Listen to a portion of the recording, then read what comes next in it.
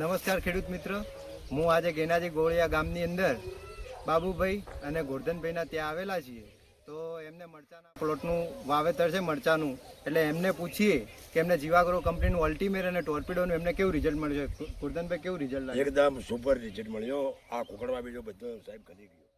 આ નાખ્યા પછી રિઝલ્ટ સારું લાગ્યું? એકદમ ઓકે. ને પેલી ઝીણી મચ્છી હતી એ બધી મરી ગઈ. પત્તા નવી કુપળ પડી ગઈ. નવી કુપળ એકદમ કવળી કાઢી ટોપ.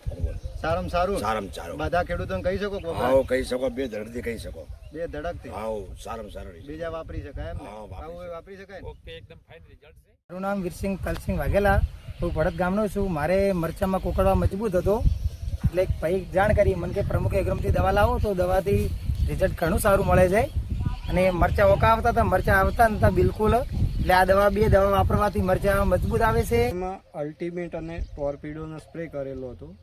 આમાં જે આ ઉપરની કુંપળ રહી, આની અંદર થ્રિપ્સના કારણે નવી કુંપળ નથી ખુલતી અને એકદમ છોડનો વિકાસ ડાઉન થઈ ગયો હતો.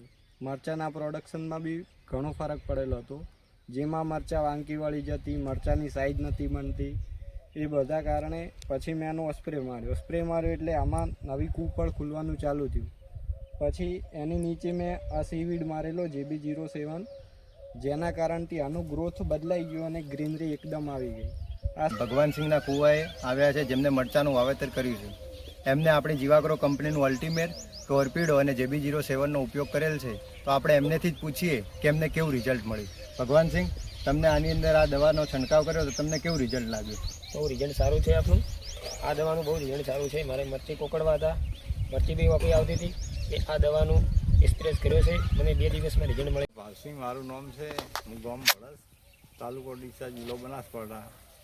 હું પ્રમુખ એગ્રોમાં છે. આ દવા નાખતા છે મરચાંનો સુધારો 70 થી 80% આવેલો છે. આ દવા નાખવાથી ખૂબ રિઝલ્ટ સારું છે. નાખી દો. મારે હા મૂઢીએ બંધ થઈ ગયો હતો. આ દવા છે મારે મૂઢીએ કમ્પ્લીટ થઈ ગયો હવે. અને રિઝલ્ટ કેવું લાગ્યું? નંબર આવી ગયો. બીજા ખેડૂતને કહી શકો વપરાય? હવે આ દવા જ વપરાય, બીજી ના વપરાય.